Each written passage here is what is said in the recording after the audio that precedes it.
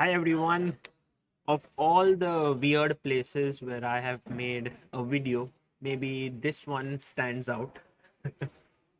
It's at the Chennai airport, but more than the place, it's the time. That is right now. It is 3:37 a.m.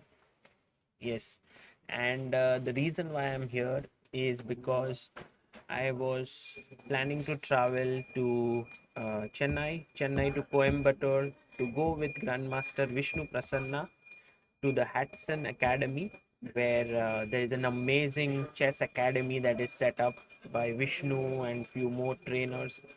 And we had a flight in the morning. So my flight was supposed to land in Chennai late in the night, around say 11 p.m. And then I would go and take some rest, maybe at Vishnu's place, and then we would go in the morning. But as it turns out, my flight was delayed by 3 hours, and so here I am at the Chennai airport. No point in going somewhere because my next flight is at 5 a.m. already, and I tried to take some rest here. I tried to sleep, but I was not able to, and so I thought, why not make good use of this time and make a video? So here I am, this video. um, going to talk about the Grand Chess Tour that just finished the Superbet Classic, and it was a very interesting event on the last day. This is what transpired. So these were the standings. Caruana was leading by half a point, and the tournament, like, there were so many draws and so on. So everyone thought, okay, Caruana might win this event. But as it happened, Anish Giri had some different plans. He went and beat Caruana. So Caruana remained at 5 points. Gukesh quickly drew his game against Wesley, so he also moved to 5. And then it all boiled down to Pragg versus Firuza. And Pragg was completely lost. And it seemed like Firuza will become the champion because he was on 4.5, would move to 5.5. But Pragg insanely defended that endgame, and so they both moved to 5 points. Firuza was, of course, very disappointed because he would have won the event. And with this, these were the final standings of the tournament: four players on 5 points. And then they had a playoff with all play all, 10 minutes plus 5-second increment rapid. And it speaks volumes of Caruana's mental strength that he managed to win it and became the champion, winning $68,750. So, very exciting day. I'm going to take you through this game that was played in the playoffs between Gukesh and Pragg. Whenever they both play each other, I have an amazing time. I enjoy it tremendously. And so, this one also, I wanted to make a video on this and take you through the battle because there's a very instructive moment that I would like to show you. Okay, so let's get cracking. Gukesh has the white pieces here. Both Pragg and Gukesh lost their first playoff games to Caruana Firuza, and so now they're facing each other, and they both want to win. As they play, as it always happens when they play each other, they both want to beat each other. So their games are always very interesting. E4 by Gukesh, E5 by Pragg, knight f3, knight c6, and here Gukesh plays a very interesting line which maybe you guys want to consider if you're white. d3. It could be a nice sideline weapon. It has been played by Magnus, by Norderbeck, by many strong players. So you go g3. It's basically the King's Indian setup, and well, it's a fresh position. Knight came out to c3, a5, h3. Rook came here, king h2, and now maybe Gukesh wants to move his knight away and then play f4. That's his idea. a4, bishop d2, knight d4, and now Gukesh took, bishop takes, rook b1, just defending the b2 pawn so that later he can pull the knight out. Oops, sorry. Rook b1, c6, knight e2, bishop b6, and f4.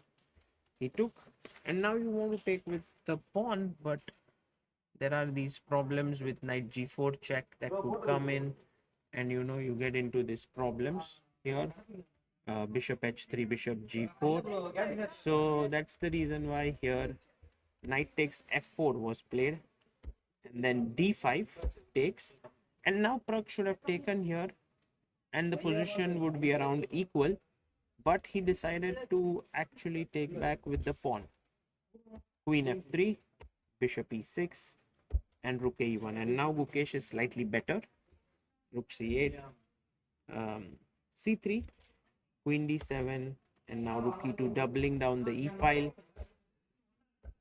bishop e3, and bishop d4. So Gukesh gets this nice grip on the dark squares. And here Pragg takes. If you take with the queen, then bishop d3 is hanging. So that's the reason why he takes with the pawn. Rook takes, and rook e5 takes here. Bishop takes, knight e8. Well, now if you take here, the problem is take, and this should be fine. Although here I think white has some chances, but Gukesh went queen e3, bishop b8, queen d4, and played f5. So now if gf5, bishop f4, I mean white will press this endgame. So Pragg went bishop f5, they traded queens, and once again the d3 pawn is hanging here, so he went d4, king e7, bishop c6, bishop d7, and black is fine here. Black is able to hold this endgame, although the position is still quite complicated. And now he brings in the king. So the big imbalance now is that after bishop d6, king d6, king d4, white has these pawns where he wants to go c4, c5, while black has these pawns. So first black goes bishop f5, attacking this pawn. He brings it back, and here Pragg should have gone for the move g4, and I don't think he would have lost, because after take, let's say c4, h3, let's say c5, king d7, bishop h1, and black is doing okay here. This position is not lost for black. uh, but it does look scary here, but it's not so easy to make progress. So which is the reason why here, when he played the move bishop g2, Pragg blundered with bishop c2, and now Gukesh pushed. I think it's bishop c2 is not yet a blunder, because the game is still equal, c4, and here he had to play b4 somehow, keep this position, and it's still drawish in nature, but he took, and this was a big problem. And now I think Gukesh very quickly realized that he shouldn't push the pawn, because this does look tempting with the central passers, but it's not so easy. D6, the king cannot come in, it's not so easy to push the pawns. So he took here, which is a good move. And now bishop a4. Here the winning move, the only winning move, was the natural b6, although Gukesh went king c4, which was a mistake, and Pragg also went wrong. We will come to it, but here b6 was the winning move. Bishop d7, b7, king c7, d6, and now king b8. And here I want you to find the winning move for white. The most natural move is king c5, but now comes king a7, and it's a position of zugzwang here. It's unbelievable, because whatever you do, like let's say if you go king d4, now I'll go bishop e6, and it's not so easy to win this position. Like bishop c6, I'll take, and it's a draw here. So the main point is you need to stop the king to come to b6. That is the main point here. So the thing is, king c4 is the winning move, because now after king a7 you go king c5, and now let's say you go bishop e6, I go king c6, and I'm winning d7. And if you go bishop e8 here, then I go d7. Okay, I can also play bishop c6 by the way, but d7, king d6, king c7 is also strong. So bishop c6 and I win. So here king c4, let's say if you go f5, now my king has a path like this. And so this is winning now. White wins. And if you go g4, I go take.